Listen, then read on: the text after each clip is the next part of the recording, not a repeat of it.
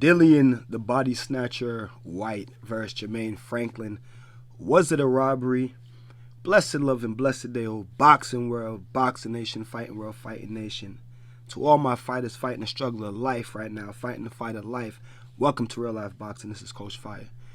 Was Jermaine Franklin robbed yesterday by DILLIAN White? Let's get into it. I'm gonna get right into this video. I watched the fight twice. I watched it yesterday in real time, and I watched it today also. And in real time, I felt like DILLIAN White won the fight. And watching it over, I felt like DILLIAN White won the fight. Even watching it again, it didn't seem like as close as a fight as it was when I watched it yesterday. Before we get into it, best double jab straight down the pipe. Hit the like button, hit the subscribe button, hit the bell icon so you can be notified when all content is being uploaded on the channel Real Life Boxing. I got a little cold right now, so bear with me. But like I said, first of all, great fight. Shout out to DILLIAN White. Shout out to Jermaine Franklin.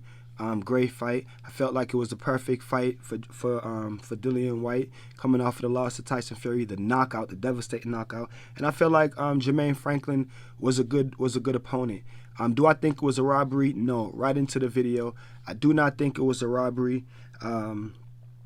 I don't even think that it was that close of a fight, to be honest.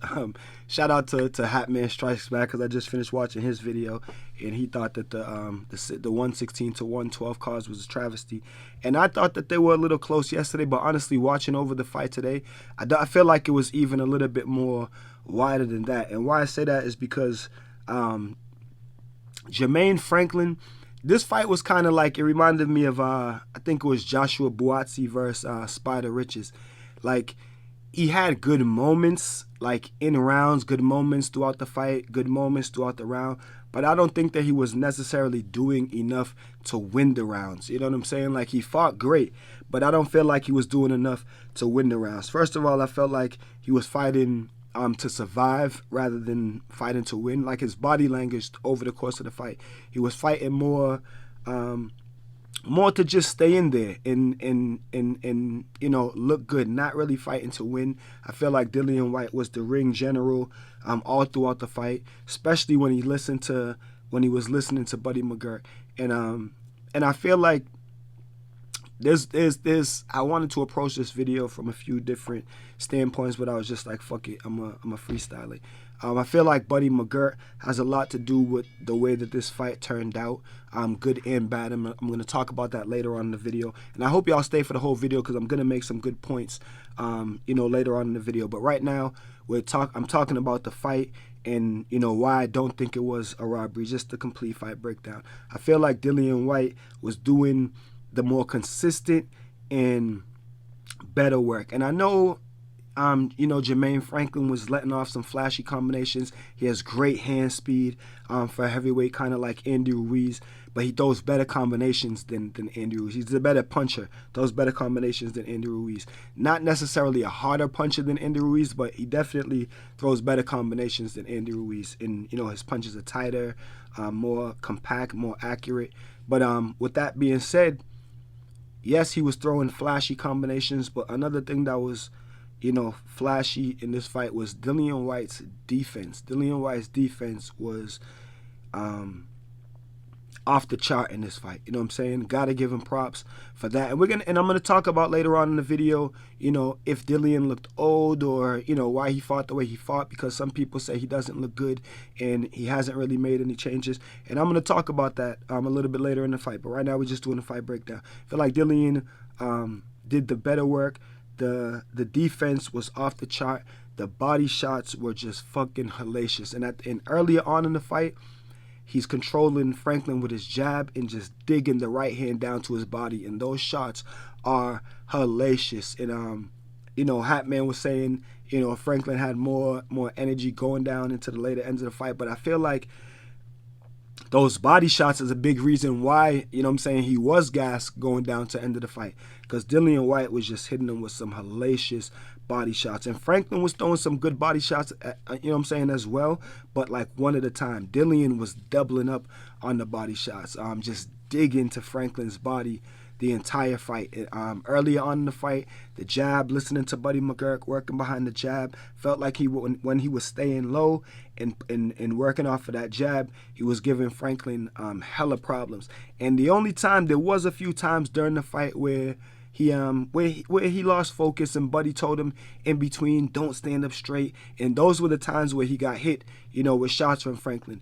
Buddy's telling him, don't stand up straight, stay low, and work behind the jab. And I feel like when he was doing that, he was really, really, really giving Jermaine Franklin a hard time. With that being said, I feel like Jermaine Franklin, fought a great fight, did what he was supposed to do. He just didn't, really fight to win. And Dillian Whyte, the constant use of his jab up and down, the body work, just constant. The body work was ridiculous. Like, you're hearing those shots, you know what I'm saying? So I don't think that it was a robbery. I don't even really think that the fight was that close, to be honest. Like I said, Jermaine Franklin was doing stuff in spurts, but still just not enough to even win the round with the work that Dillian Whyte was doing. And this fight, to me, I wanted to say this at the beginning of the video, this fight to me was like, reminded me of like AJ in Usyk, where it's one of those fights where the fighter is coming off a loss, so you're looking at the fighter, you know what I'm saying, like you're just looking at him, seeing how he's gonna perform. But I feel like you're looking at the other fighter more, and you're seeing the outstanding things that the other fighter is doing, but you're not necessarily seeing the outstanding things that the fighter who's coming off the loss is doing. Anyway, with that being said, Dillian Whyte is going through a few things in this fight. He's coming off the loss, the knockout loss. He switched trainers. He's working with Buddy McGurk. Buddy McGurk is a trainer who, he likes a boxer, puncher. He likes you to use your distance. You know what I'm saying? He turned the Toro Gotti into a decent boxer. Kovalev working behind the jab. He likes for you to work behind the jab and maintain defense and maintain distance while being defensively, defensively responsible. He doesn't necessarily, want you to be like boxing and move around necessarily on the back foot, just dancing around. But he wants you to work behind your jab, coming forward, maintaining the distance. That's kind of like how I train as well. But so I feel like that's a reason why Dillian fought the fight that he did. And I feel like that's why he was upset at the end of the fight, because I feel like he felt like he could have got Jermaine Franklin out of there. But I feel like he was really, really, really trying to listen, to Buddy McGurk's instructions. This is his first fight. I also feel like Buddy wanted Dillian to get the rounds. You know what I'm saying? All of that is experience for them as well. They only been together for what they said, 6 weeks or so. So that whole fight is an experience for them as well. So I'm sure Buddy would, you always want the fighter to win. If the knockout can come, you'll get it. But I'm sure in that situation, that's the type of fighter that they pick, to see, to test. So I'm sure Buddy wanted to see him get the rounds, rather than just get the fighter out of there. Wanted to see, and at the end of the 12th round, his stamina was still pretty good. You know what I'm saying? It wasn't like he was dead tired. I would say Jermaine was more tired than Dillian Whyte. So I think he was really trying to listen to Buddy.